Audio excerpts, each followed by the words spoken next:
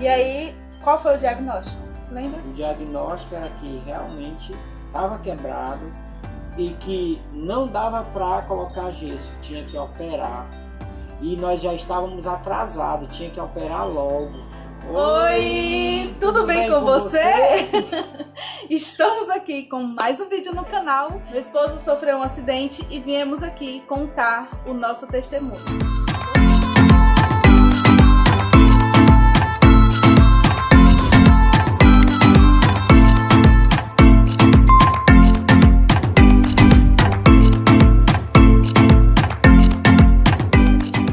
Não é caso de gesso, é caso de cirurgia.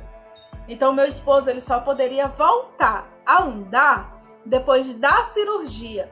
Cirurgia que colocaria pino, colocaria platina, teria que serrar o osso dele, ou seja, ele perderia pelo menos 2 centímetros da perna, pelo menos. Ou seja, ele ficaria com a perna maior do que a outra, né? Porque a da cirurgia ficaria menor, porque iria ser serrado.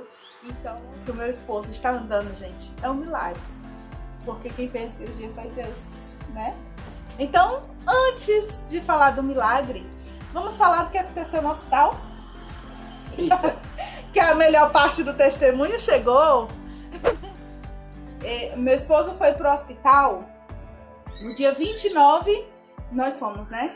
Dia 29 de dezembro de 2020. Ou seja, passamos o ano novo lá. Passamos. Porque a gente passou 10 dias no show! hospital. Como disse a minha esposa. Não foi show. Mas não foi show. Foi muita dor, muito sofrimento. Nossa, vamos já chegar nessa parte. Quando a gente chegou ali no hospital, que entramos na sala do médico, a gente foi na intenção de só receber o diagnóstico e voltar para casa.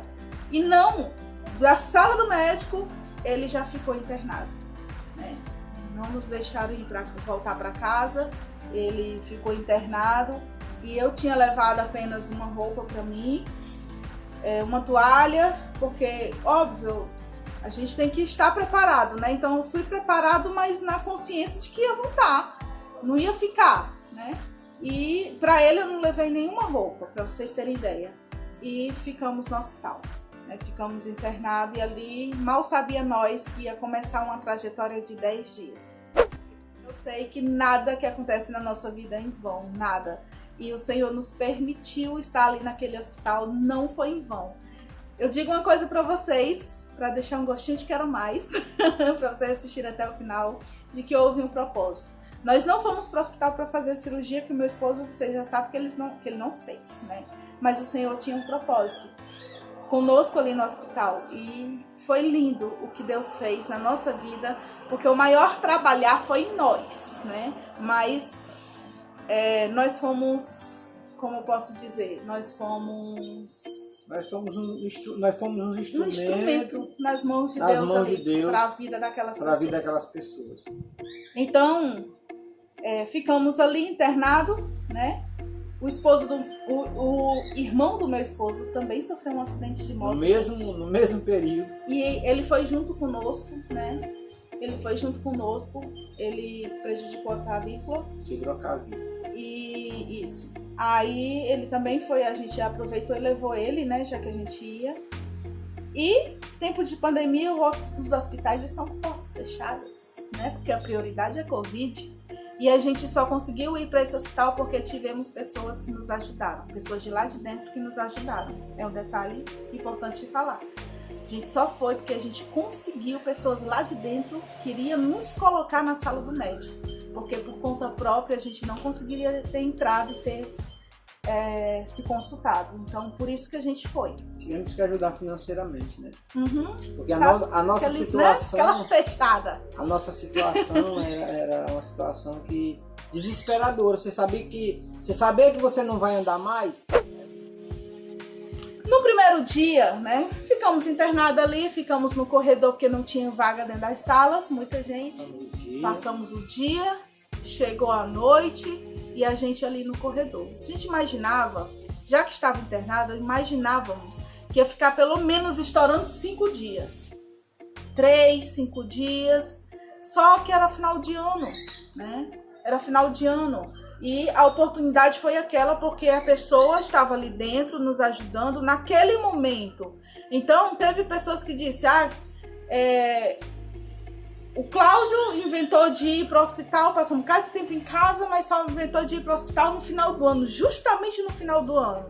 Ou seja, isso lá é hora de ir para o hospital, ninguém escolhe, ainda mais nessa situação, que a gente tinha que ter pessoas lá dentro nos ajudando.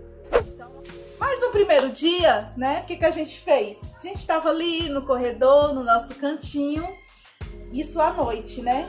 Aí pegamos a harpa cristã do celular e começamos a louvar.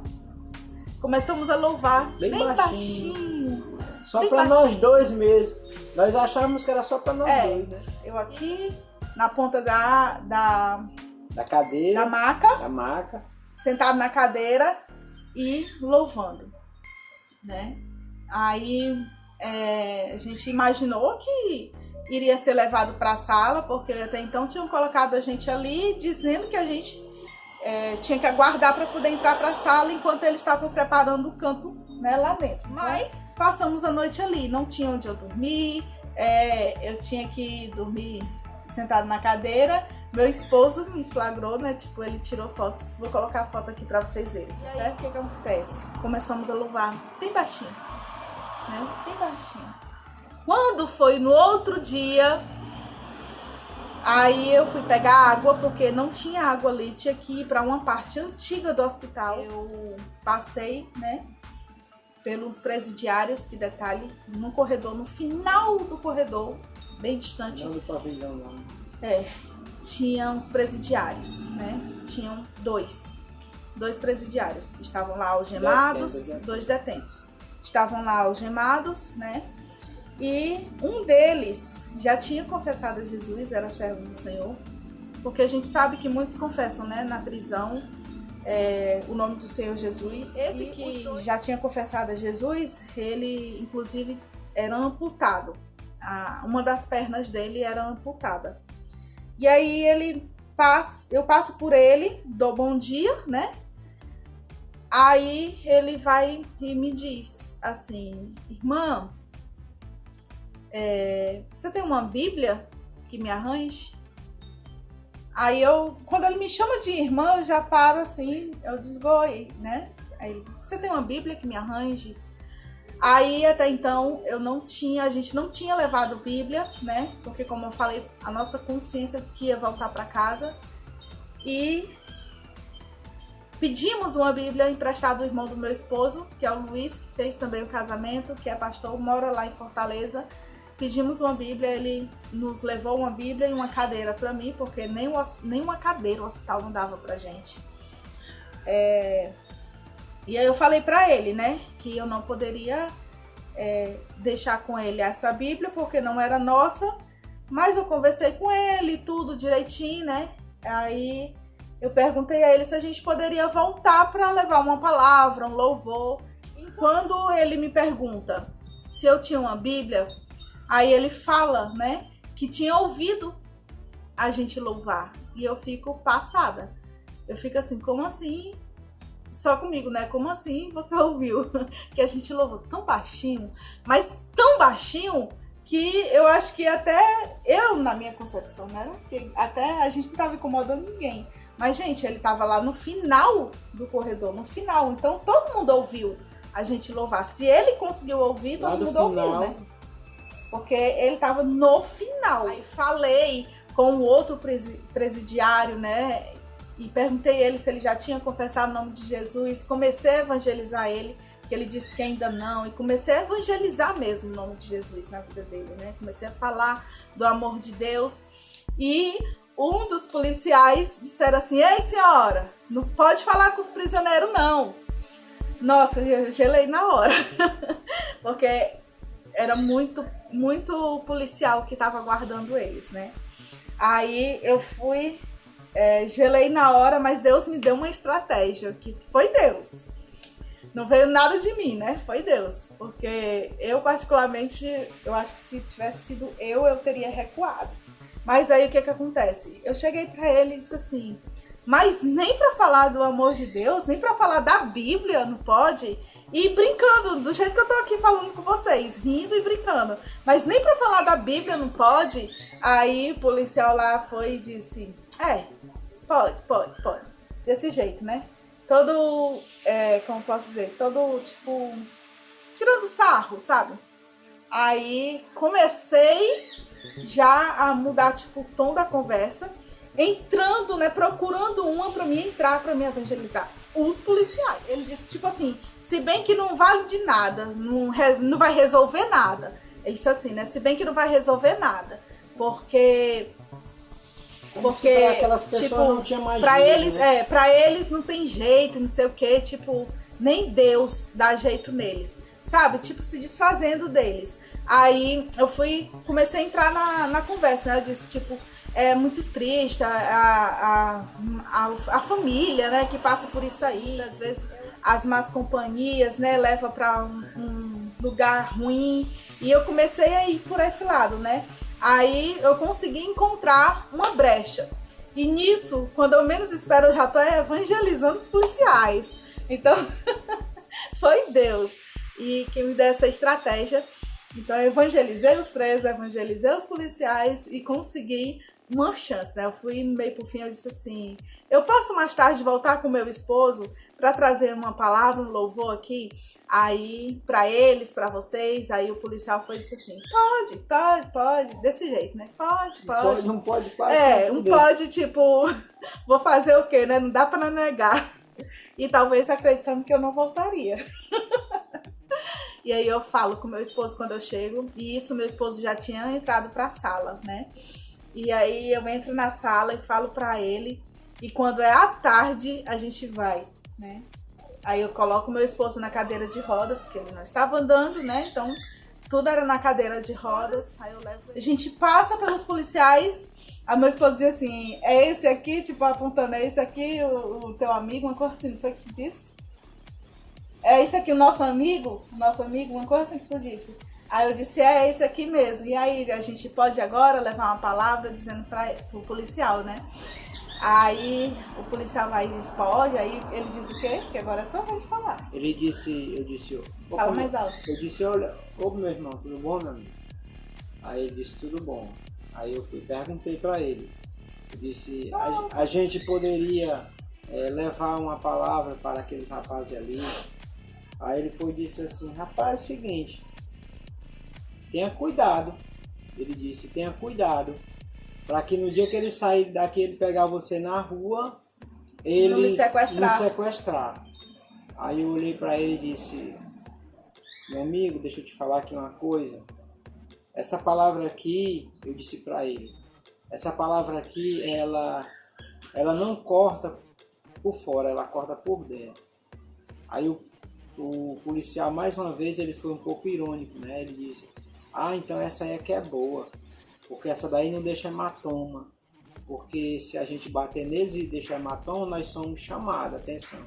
Mas então essa daí é boa, porque essa daí não deixa hematoma, né? Então vai lá, mas não vai servir de nada não, mas vai lá, dá a palavra para ele. Aquilo ali, irmão, foi como um balde d'água, né? Na nossa vida. Um balde d'água, mas a gente não se abateu. Foi um balde d'água para quê? Para apagar a chama que estava dentro de nós. Aquele balde d'água foi para quê? Para a gente desvanecer, para a gente se entristecer e voltar para o nosso cantinho. Mas algo dentro de nós falava, né? Que a gente estava ali para trabalhar para Jesus, porque a gente estava na oportunidade, num local que tinha muita dor, muito sofrimento. E se vocês olharem para a Bíblia, sempre Jesus ele se apresentava, o cenário que Jesus já se apresentava era sempre cenário de dor, sempre cenário de sofrimento. E Jesus chegava, levava a cura, levava uma palavra, e as pessoas elas eram saradas, não só a carne, mas às vezes a alma, né? Trazia um novo ânimo. E nós tínhamos aqui no nosso coração que nós estávamos ali para trabalhar para Jesus. E já era dia 30 de dezembro, né? E nada poderia apagar a chama que estava dentro de nós. Nada. Né? E saímos dali daqueles policiais, porque era dois grupos, era um grupo ali na entrada da sala que nós estávamos e outro grupo do lado dos detentos. E quando nós saímos daquela parte, fomos para outra parte, chegamos do mesmo jeito, né? Nós pedimos a permissão, se a gente podia trazer uma palavra para aqueles dois rapazes, né? O policial disse pode, né? E ali nós começamos a louvar, se apresentamos para eles, para os detentos, e depois abrimos a harpa cristã e fomos louvar o Senhor. E na hora da palavra, né? Para alegria nossa, um policial era cristão. Ali ele abriu o celular dele na Bíblia. Abriu a Bíblia sem a gente pedir. Quando eu olho assim do lado... Eu pedi para que a gente fizesse uma leitura coletiva.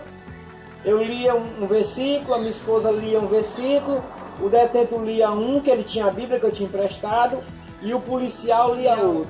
E ali nós fomos lendo a palavra do Senhor até o último capítulo. Né? O último versículo do capítulo. Isso.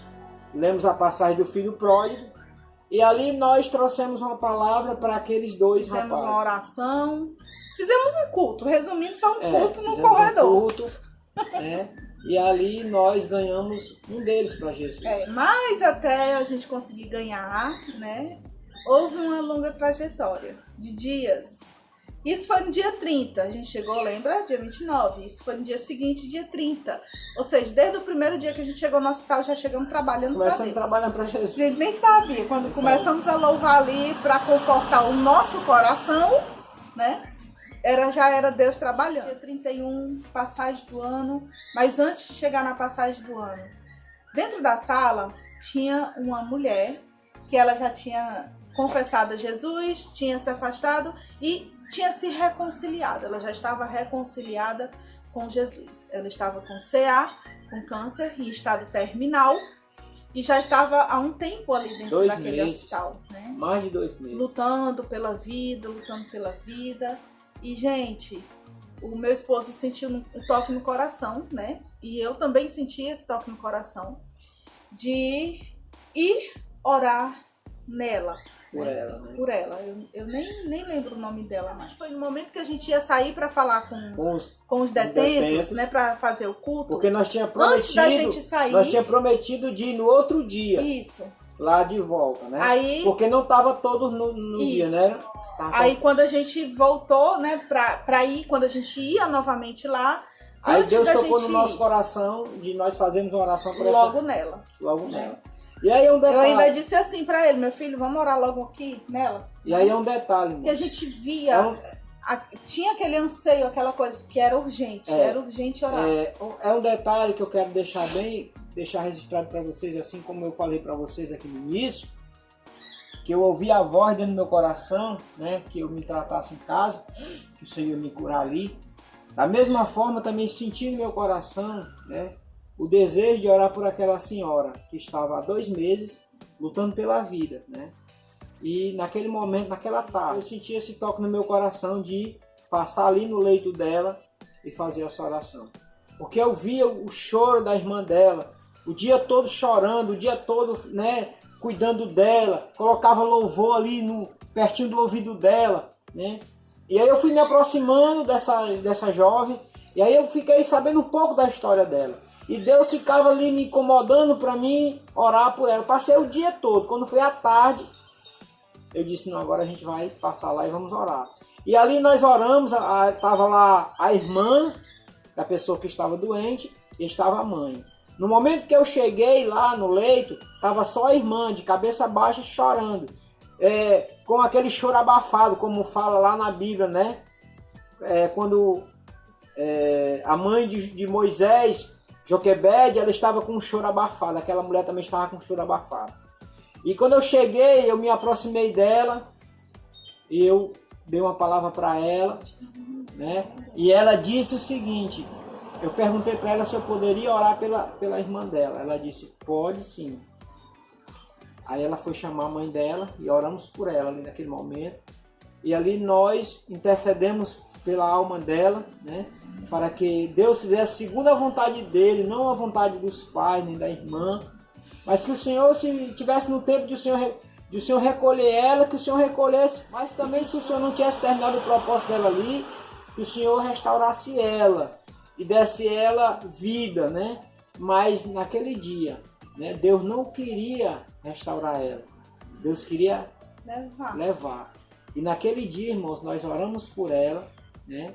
Depois de 2 meses, mais de 2 meses que aquela mulher lutava pela vida, nós fomos ali, oramos, e o Senhor recolheu aquela mulher. Na passagem do ano, né? gente. Na passagem do ano, não foi um momento, sabe, um momento crucial, enquanto pessoas estavam comemorando um ano novo. Como você passou seu ano? Pois é. Uma reflexão. Como que você passou seu ano? Onde você estava? A gente estava no hospital, nesse momento de aflição. E vendo uma pessoa agonizando. Nossa, pela gente, vida, é muito né? feio. Me arrepeu, irmão, meu porque Deus do céu. foi algo que ficou marcado não só no meu coração, mas no coração da minha esposa, né? E saber que nós não valemos de nada, né? A nossa matéria não vale nada. Ela começou a agonizar, sabe? Lutando pela vida e a máquina parando, né? Que ela tava ligada nas máquinas, a máquina fazia bi, aí voltava bi, né? Bem lento. E ela tava lutando, o coração dela parava, né? E voltava, parava e voltava, e ela começava a agonizar e foi terrível. Alguns minutos antes da passagem do ano, e quando foi na passagem do ano, meia-noite, né? A máquina deu o último e não voltou mais. E foi um desespero. Foi um desespero, nossa, começou aquele fogaral, né? E tudo. E aquela aflição, aquele choro, aquele desespero. E a gente, cara a cara, vendo aquilo ali. Nossa, foi... Meu Deus. Aí a gente, irmãos, aí é onde a gente começa a entender o que está escrito na Bíblia, que um dia a gente vai ser recolhido, né, irmão? Mas a gente não quer aceitar, né? Mas um dia a gente vai ser recolhido pelo Senhor. O Senhor vai nos recolher. A nossa matéria, ela vai ficar na terra, né? Como a Bíblia diz, ela vai retornar para o pó. Mas o nosso espírito, que é o principal, ele vai retornar para Jesus.